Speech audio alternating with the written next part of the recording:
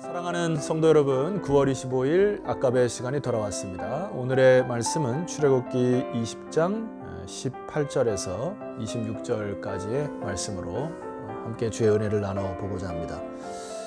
이창현 작가가 쓴 내 맘속의 울림이라는 책의 내용에 보면은 브라운 TV가 고물상에 있으면 고물이라는 표현이 있고요. 백남준 작가에게 들리면 보물이 된다는 어떤 그런 내용을 적은 귀절을 보았습니다. 어떤 것의 가치는 어디에 놓여 있느냐, 그리고 누구의 손에 붙들려 있느냐, 이것이 너무나 중요한 것이죠. 우리가 말씀을 쭉 묵상하면서도 우리의 각자의 인생도 마찬가지라는 생각이 들어요. 애굽에 있을 때는 이들이 노예 상태였지만 하나님의 손에 붙들린 이스라엘 백성들은 사실 보물과 같은 존재, 우리가 출애굽기 19장에서 소유라고 하는 단어 기억하시죠? 그것은 보물이라고 하는 뜻으로 사용되었듯이 우리가 누구의 통치, 누구의 지배 아래에 있고 또 어느 자리에 있느냐가 너무나 중요한 것이죠. 자, 출애굽기 19장 5절로 다시 넘어가시면은 세계가 다 내게 속하였나니 너희가 내 말을 잘 듣고 내 언약을 지키면, 자, 이게 하나님의 언약의 통치의 개념 안에 있으면 이런 뜻이 아닙니까? 너희는 모든 민족 중에서 내 소유가 되겠고, 이게 보물이라는 뜻이죠. 6절입니다. 너희가 내게 대하여 제사장 나라가 되며 거룩한 백성이 되리라. 너는 이 말을 이스라엘 자손에게 전할지니라. 하나님 안에 있어야 한다는 것입니다. 하나님의 법 아래에, 하나님의 통치 아래에 있을 때 우리는 보물과 같은 존재가 될 것이다.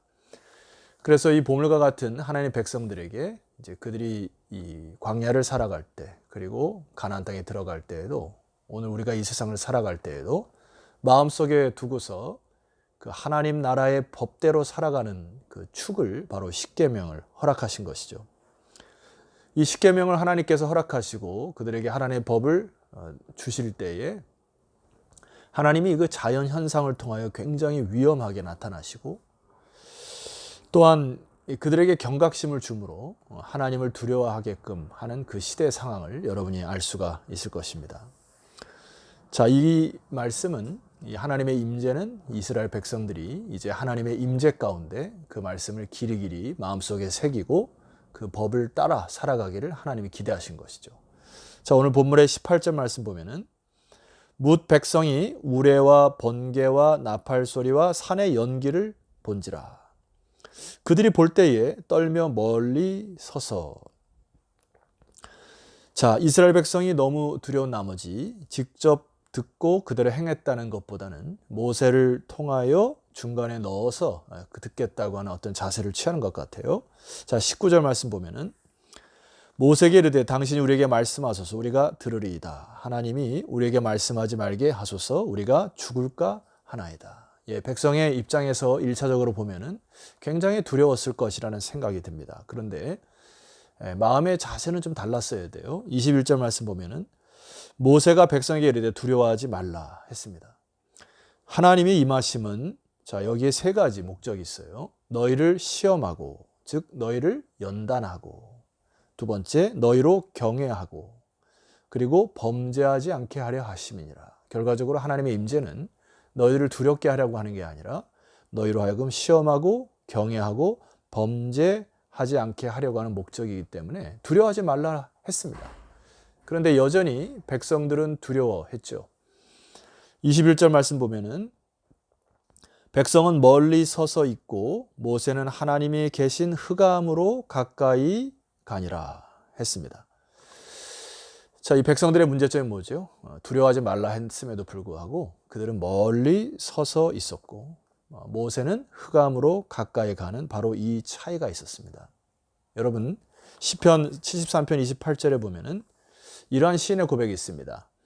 하나님께 가까함이 내게 복이라. 내가 주 여호와를 나의 피난처로 삼아 주의 모든 행적을 전파하리이다. 자, 여기 참 중요한 것은 하나님께 가까이 하는 것이 복이라 라는 말씀입니다. 모세는 흑암으로 가까이 나아갔어요. 하나님 계신 그곳으로 담대히 나아갔습니다. 그러나 백성들은 모세가 두려워하지 말라 함에도 불구하고 멀리 서서 모세를 중재자로 사용할 뿐 그들은 하나님의 임재를 두려워하는 존재로 나아갔습니다. 여기서 우리가 중요한 교훈 하나를 얻을 수가 있어요. 사랑하는 성도 여러분, 우리는 예수 그리스도의 의를 힘입어 십자가를 힘입어 담대히 주 앞에 나아가는 저와 여러분 되시기를 소망합니다. 그래서 하나님 통치 아래, 그리고 하나님과 하나님의 임재 안에 거하는 이 놀라운 영광에 여러분들이 힘을 다하셔야 됩니다. 우리가 두 번째 메시지를 보면 좋겠어요. 22절 오늘 본문에 출애굽기 20장 22절. 여호와께서 모세에게 이르시되 너는 이스라엘 자손에게 이같이 이르라. 내가 하늘로부터 너에게 말하는 것을 너희는 스스로 보았으니. 여기 스스로 보았다고 하는 것은 직접 눈으로 보았다는 이야기가 아니고 인격과 인격대로 하나님을 만났다. 하나님의 임재와 강림을 경험했다. 이런 뜻입니다. 그 하나님의 형상을 모르죠. 어떻게 생겼는지 이들은 모를 것입니다. 그래서 하나님이 부탁하시죠. 23절. 너희는 나를 비겨서 은으로나 금으로나 너희를 위하여 신상을 만들지 말아라.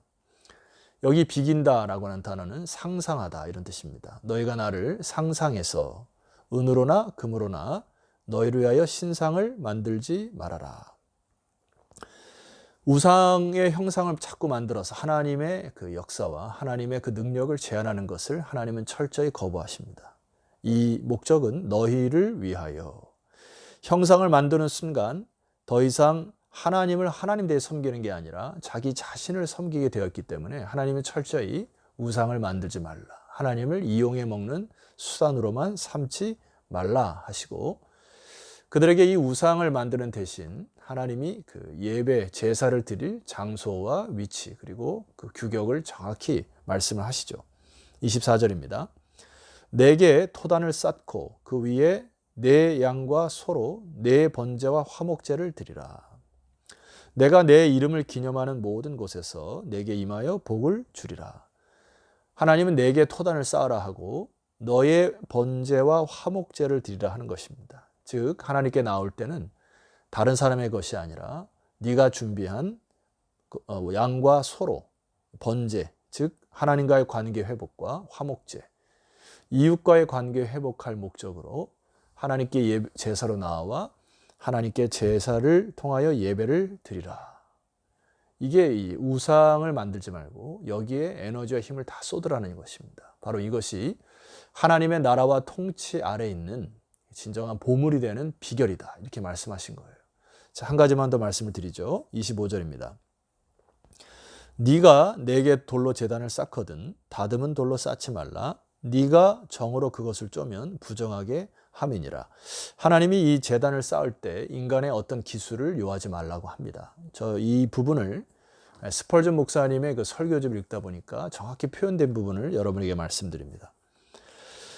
대속사역에 있어서 찬양을 받으실 분은 주님 한 분뿐이다. 인간의 정의나 망치를 대는 것은 예수 그리스도께서 돌아가시는 순간에 이루신 것에 다른 것을 추가하려는 모독행위가 된다. 두려워 떠는 죄인이여 네 연장을 치우라.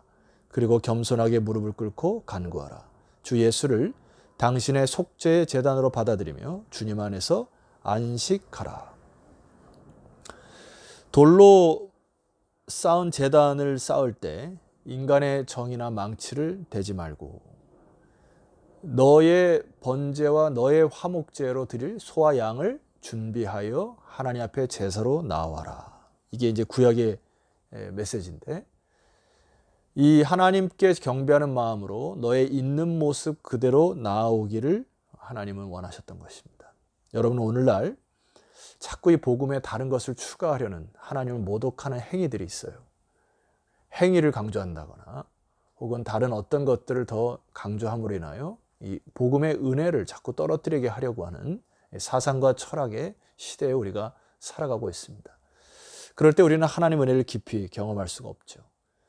자, 사랑하는 성도 여러분, 우리가 오늘날은 제사로 대변된 이 예배로 나올 때 하나님이 우리를 제사장 나라로 거룩한 백성으로 삼으셨음을 믿습니까? 그렇다면 우리는 하나님 앞에 이 노예 생활을 했던 그 위치에서 이제 주 예수를 통하여 진리가 너희를 자유케 한 하나님의 백성이 되었으므로 이제 하나님 앞에 전심으로 예배를 드리는 이 부분을 여러분 준비하시고 또 가꾸셔서 하나님이 보물처럼 여기시는 이런 그 예배 회복이 저와 여러분의 있기를 소망합니다.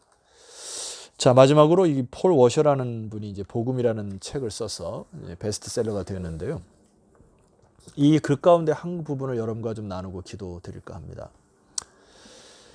참된 계시를 들은 자들은 그리스도를 진정으로 바라며 성경의 진리와 진정한 예배, 봉사할 기회를 갈망할 것이다. 즉 은혜의 깊이, 또 하나님의 그 역사를, 또 하나님의 임재를 경험한 자들은 진리와 진정한 예배, 봉사할 기회를 갈망하게 되어 있다는 것입니다. 그러나 교회가 전하는 계시를 온전하지 못하다면, 복음을 제대로 받아들이지 않는다면 예배당이 하나님의 일에 무관심한 속된 사람들로 가득 채워질 수밖에 없다. 그런 사람들을 관리하는 것은 교회의 큰 짐이 된다. 자, 여러분, 교회 안에서 우리가 많은 일들을 감당해야 하고 또 합력하여 선을 이루어야 하는데 너무나 많은 갈등들이 있습니다. 그러나 그 갈등들이 뭔가를 세워가기 위한 창조적인 의견이나 혹은 협력하기 위한 의견이 아니라 자꾸 자기의 의견을 준비되지 못한 것들을 내놓는 순간 너무나 많은 갈등 때문에 주의 일을 그르치는 경우가 많이 있죠. 여기 백성들의 문제점이 뭐였죠? 멀리 서 있었습니다. 모세가 뭐라고 얘기했죠? 두려워하지 말라 했어요. 하나님께 가까이 오라 했습니다. 그럼에도 불구하고 이들은 멀리 서서 모세를 중재자로 삼아서 거기서 꼴을 얻으려고 하는 그러한 어떤 초보적인 신앙 수준에 머물렀다고 생각이 됩니다. 여러분, 하나님께 가까이 가십시오. 그리고 복음에 푹 젖어 살았으면 좋겠습니다. 그리고 개인적으로 부탁은 우리 남은 인생 어떤 세상의 헛된 영광에 사로잡힐 게 뭐가 있습니까? 서로 손에 손을 맞잡고 힘을 다하여 주의 나라 영광을 위해서 함께 일궈가는 그런 아름다운 믿음의 공동체가 만들어지기를 주의 이름으로 축원합니다. 기도드리겠습니다. 존귀하신 하나님 아버지, 감사합니다. 오늘 출애굽기 20장의 말씀을 통하여 우리를 하나님의 통치 아래 두시고 보물처럼 여기시는 주님을 찬송합니다. 이제 하나님, 이 방송을 듣는 모든 자들이 하나님께 가까이 함으로 아버지께서 허락하신 그 은혜에 푹 젖어 살게 하셔서 함께 연합하여 합력하여 선을 이루는 믿음의 공동체, 역동적인 성령의 공동체가 탄생하게 하옵소서. 예수 그리스도 이름으로 기도드렸사옵나이다. 아멘. 자, 성도 여러분, 내일은 거룩한 주일입니다. 말씀드렸듯이 몸과 마음을 깨끗하게 하세요.